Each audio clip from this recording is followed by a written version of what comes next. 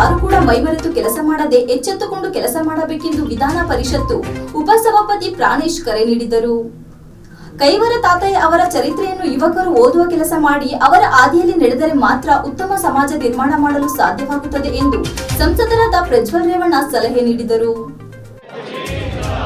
ಜಿಂದಾಬಾದ್ ಜಿಂದಾಬಾದ್, ಜೈ ಶ್ರೀರಾಮ್.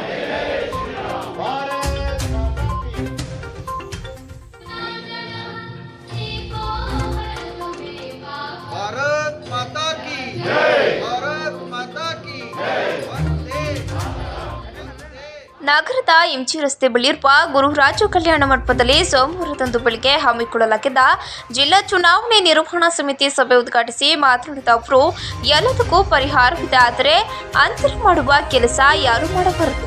ಯಾವುದೇ ಭಿನ್ನಾಭಿಪ್ರಾಯ ಇದ್ರೂ ಸರಿ ಮಾಡುವ ಕೆಲಸ ಮಾಡಲಾಗುವುದು. ನಾವು ಅಭ್ಯರ್ಥಿ ಮಾಡುವುದು ನಾವಲ್ಲ, ಮೋದಿಯವರ ಪ್ರಧಾನಿ ಮಾಡುವುದು ನಮ್ಮ ಗುರಿ. ವ್ಯವಸ್ಥೆ ಅಡಿಯಲ್ಲಿ ನಿರ್ವಹಣಾ ಸಮಿತಿ ಮಾಡಲಾಗಿದೆ. ಈ ಬಾರಿ ಚುನಾವಣೆ ಗೆಲ್ಲಲೇಬೇಕು, ಭಾಷಣದ ವೇದಿಕೆ ಆಗದೆ ಕೆಲಸ ಮಾಡುವ ವೇದಿಕೆ ಆಗಬೇಕು ಎಂದರು. ನಾನು 3ನೇ ಬಾರಿ ಹಾಸನ ಜಿಲ್ಲಾ ಉಸ್ತುವಾರಿಯಾಗಿ ಚುನಾವಣೆಯನ್ನ ನಿಭಾಯಿಸುತ್ತಿದ್ದೇನೆ.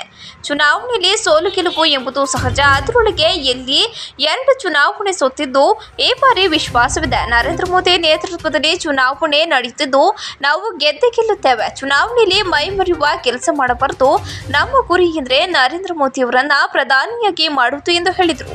ಮಾಜಿ ಸಚಿವ ರಾಮದಾಸ್ ಮಾತನಾಡಿ, ಹಾಸನ ಜಿಲ್ಲೆಯಲ್ಲಿ ಶಿವಪ್ಪ, ಸುಶೀಲಪ್ಪ ಇಬ್ಬರು ಪಕ್ಷವನ್ನ ನಿರಂತರವಾಗಿ ಕಟ್ಟಿ ಮೊದಲ ಬಾರಿಗೆ ಬಿಜೆಪಿ ಗೆಲ್ಲಿಸಿದ್ರು. ಮೈತ್ರಿಯಿಂದ ಬೇರೆ ಅಭ್ಯರ್ಥಿ ಪರ ಪ್ರಚಾರ ಮಾಡಬೇಕೆಂಬುದು ಕಾರ್ಯಕರ್ತರಲ್ಲಿ ಇರಬಹುದು. ಮೋದಿ ಕೊಟ್ಟಿರುವ ಯೋಜನೆಯನ್ನ ಮನೆ ಮನೆಗೆ ತಲುಪಿಸಬೇಕಾಗಿದೆ. ಕೋವಿಡ್ ವೇಳೆ ಮೋದಿಯವರು ನೀಡಿದ ವ್ಯಾಕ್ಸಿನ್ ಪಡೆದಿದ್ದಾರೆ ಎಂದರು. ಭಾರತದ ಭವಿಷ್ಯಕ್ಕಾಗಿ ಮತ ಕೇಳಬೇಕಾಗಿದೆ. ಮೋದಿ ಬರಬೇಕು ಎಂದು ಕೇಳುವುದು ಸಹಜ. ಎಲ್ಲ ಚುನಾವಣೆಯಲ್ಲಿಯೂ ಇಲ್ಲಿಗೆ ಬರಬೇಕೆಂಬುದು ನಿರೀಕ್ಷೆ ಮಾಡಬೇಡಿ. ಅವರು ಕೂಡ ಒಬ್ಬ ಮನುಷ್ಯ. 18 ಗಂಟೆಗಳ ಕಾಲ ಕೆಲಸ ಮಾಡಲು ಮೋದಿಗೂ ಕೂಡ ಆಯಾಸಾಗುತ್ತದೆ ಎಂದು ಕಿವಿಮಾತು ಹೇಳಿದರು. 370 ಎನ್ನುವುದು ಮ್ಯಾಜಿಕ್ ನಂಬರ್. ವಿಶೇಷ ಎಂದರೆ ಜಮ್ಮು ಕಾಶ್ಮೀರದ ಆರ್ಟಿಕಲ್ 370 ಆಗಿದೆ. ಈ ಬಾರಿ ಈ ಸಂಖ್ಯೆಯಲ್ಲಿ ಕಾಣಿಕೆಯಾಗಿ ಕೊಡಬೇಕಾಗಿದೆ. ಲೋಕಸಭಾ ಚುನಾವಣೆ ನಂತರ ಜಿಲ್ಲಾ ಪಂಚಾಯಿತಿ, ತಾಲೂಕು ಪಂಚಾಯಿತಿ, ನಗರಸಭೆ ಚುನಾವಣೆ ಬರಲಿದೆ.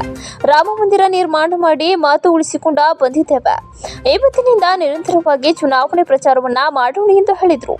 ಸಭೆಯಲ್ಲಿ ಆಲೂರು ಸಕಲೇಶಪುರ ಕ್ಷೇತ್ರದ ಶಾಸಕ ಸಿಮೆಂಟ್ ಮಂಜು, ಬಿಜೆಪಿ ಜಿಲ್ಲಾಧ್ಯಕ್ಷ ಸಿದ್ದೇಶ್ ನಾಗೇಂದ್ರ, ಬಿಜೆಪಿ ಮಾಜಿ ಅಧ್ಯಕ್ಷ ರೇಣುಕುಮಾರ್, ಪ್ರಸನ್ನ ಕುಮಾರ್, ಅಮಿತ್ ಶೆಟ್ಟಿ ಇತರರು ಉಪಸ್ಥಿತರಿದ್ದರು. ಬಿಜೆಪಿ ಪ್ರಧಾನ ಕಾರ್ಯದರ್ಶಿ ವೇಣುಗೋಪಾಲ್ ನಿರೂಪಿಸಿದ್ರು. ನೇತ್ರ ಅವರು ಪ್ರಾರ್ಥಿಸಿದರು.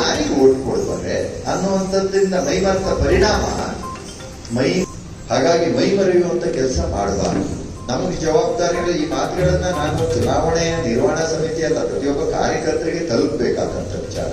ಅದನ್ನ ತಲುಪಿಸುವಂಥದ್ದು ನೀವುಗಳು ಜೋಡಿಸುವಂತವ್ರು ಇಲ್ಲಿ ಕೂತಿದ್ದೀರಿ, ನೀವು ಚುನಾವಣೆಯನ್ನ ನಿರ್ವಹಣೆ ಮಾಡುವಂತವ್ರು ಕೂತಿದ್ದೀರಿ. ಸಿಕ್ಕಿದಂತ ಸಂದರ್ಭಗಳಲ್ಲಿ ಇವೆಲ್ಲವೂ ಉಲ್ಲೇಖ ಆಗ್ತಾ ಇದೆ.